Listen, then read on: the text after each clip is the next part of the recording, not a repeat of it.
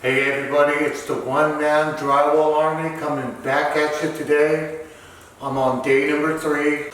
So the whole reason for this video is I wanted to show you guys how to install clinch on corner bead without clinching it on. The process that I use, I staple it on and I mesh tape it on. And I'm also going to show you 3-sided corner bead application. So with that being said, we're going to get right into it. So I got a 3-way angle, but I got one on both sides, so it's going to be a double 3-way.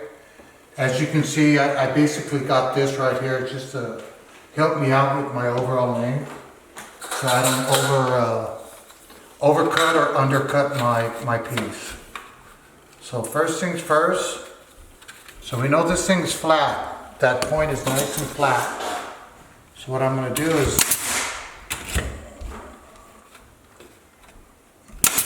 line everything up nice and beautiful.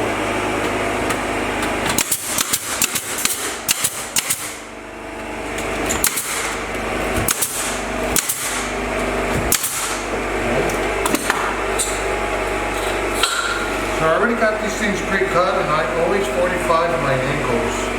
That way everything fits nice and not obstructed by no overlaps.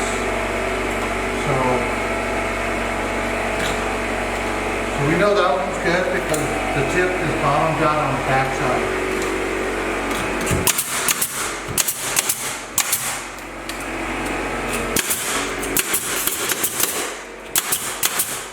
Okay. Now that I got this up, I can take this off, pull that off. Now I've got this one pre-cut.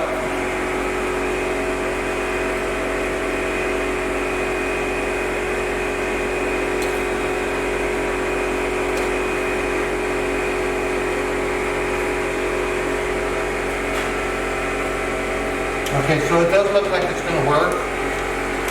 Super tight, but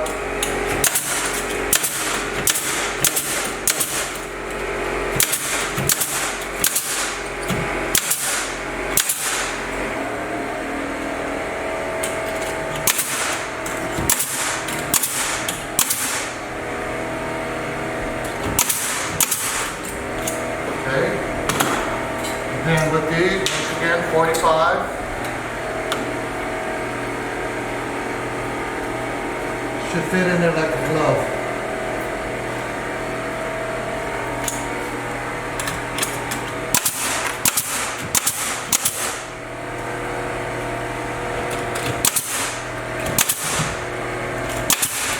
Okay, now the other side, same thing. 45 cut. And so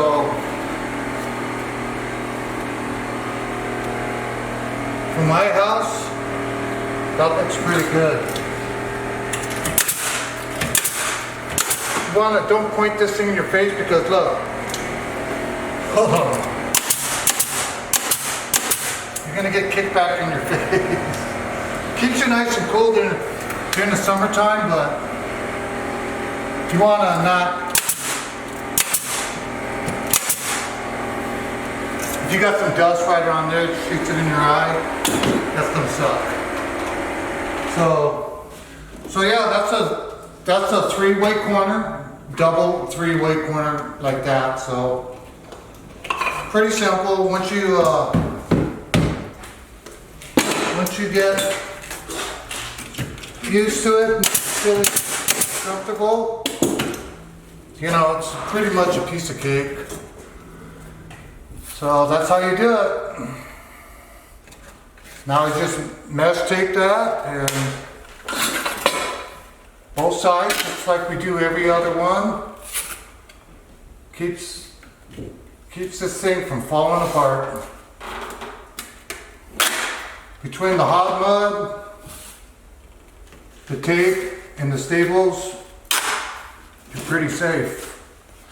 Now, I will say that, yeah, there's nothing that's 100% guaranteed. And I tell my clients this when we have this conversation about cracking. I tell them that I can guarantee you that you will never see a crack as long as you live. If you can guarantee me that the earth stops moving. And so there's something to think about, because really that's all a crack is for the most part. It's just movement in the earth, or movement in the expansion and the contraction of the framing. So a lot of them won't guarantee me that the earth will stop moving. So, but I do everything that I can to avoid any potential. This is really built like a rock. So there you have it. This is the right way to do it. It's beautiful, ain't it? Look at that. That's a box. Beautiful.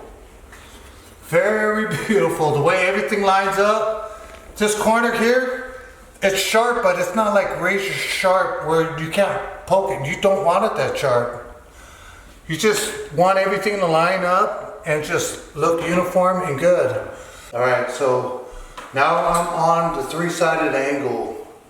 And basically the easy way to do this, so that way you're not making wasteful cuts, just take a little piece like this, tack that up, so that way, and make sure you got it flushed out right. Once you do that, just bump that up there without putting any pressure on it. Put your thumb on where you need to cut it. Cut it a little proud, that way you can cut back on it. Once you cut back on it, it's better that you cut back on it and gradually ease into it, opposed to trying to get it right the first try and falling short of the mark. So I'm like right there. I need maybe a 1/16 at best to get this one right. So it's just a sliver. I cut a 45. You want to cut a 45 on that angle right there, and once you do that, just tuck this bad boy in there, and boom. So that should be pretty good right there, okay? I'm going to go ahead and tack this one up.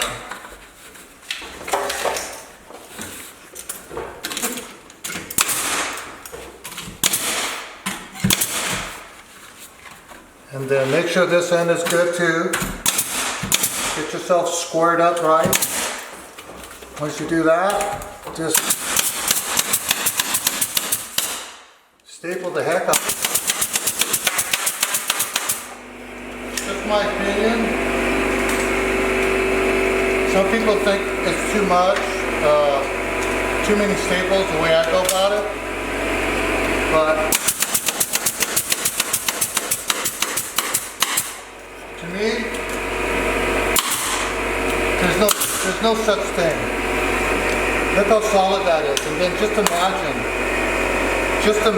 with mesh tape and hot mud on that, that thing is never going to pop off. It's the best way you could possibly do it when you're stapling on.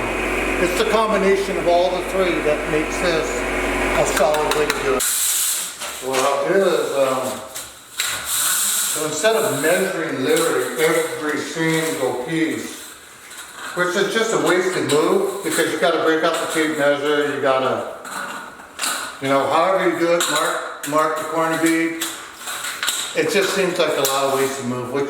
What I do is I just bump it up against there, put my thumb on it,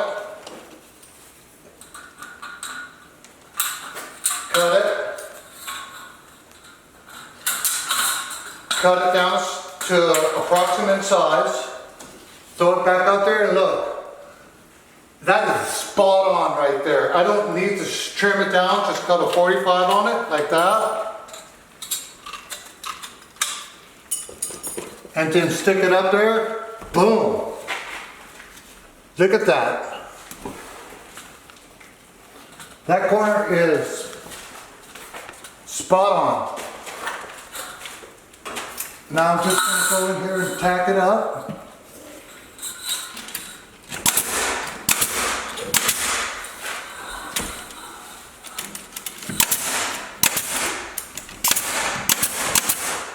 Okay, and now I'm going to do my vertical. So I'm going to take this piece right here, throw it up there. Same thing I did over there, just kind of eyeball it. And then put it up there just to verify how much needs to come off. Looks like about 3/16. So that's what I'm trimming off, 3/16 right there. Back up here, verify it. That looks pretty good. So one more time, cut a 45 on that. Drop that bad boy in there like that. You see that? Look how pretty that looks. That right there is ideal right there. If you can get every single one to look like that,